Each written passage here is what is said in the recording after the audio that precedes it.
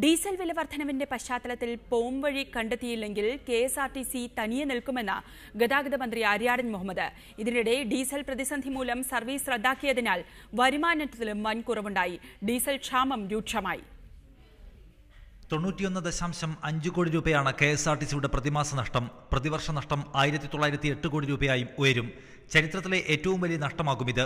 പ്രതിസന്ധിക്ക് പരിഹാരം കാണുന്നതിനെക്കുറിച്ച് മന്ത്രിസഭായോഗം ചർച്ച നടത്തുമെന്നും ആര്യാടൻ പറഞ്ഞു. പ്രതിപക്ഷ നേതാവ് VS അച്യുതാനന്ദന്റെ സബ്മിഷന് മറുപടി നൽകുകയായിരുന്നു ആര്യാടൻ. ഈ നില തുടർന്നാൽ എനിക്ക് യാതൊരു സംശയവുമില്ല, ഇത് ആരും ഷെഡ്യൂൾ വെട്ടിക്കുറക്കേണ്ടി വരില്ല, തനിയേ നിന്നു. അതാണ് സ്ഥിതി.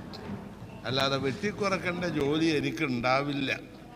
ഫ്യൂലില്ലാതെ, ടയറില്ലാതെ, സ്പെയർ പാർട്സ് ഇല്ലാതെ ഇത് തനിയെ നിൽക്കും. പൊതുമേഖലാ ട്രാൻസ്പോർട്ടുകൾക്കുള്ള അന്യായ വില പിൻവലിക്കാൻ സഭ പ്രമേയം പാസാക്കണമെന്ന് VS ആവശ്യപ്പെട്ടു. KSRTCയെ രക്ഷിക്കാൻ എന്താണ് സർക്കാർ ചെയ്യാൻ പോകുന്നതെന്നും VS ചോദിച്ചു.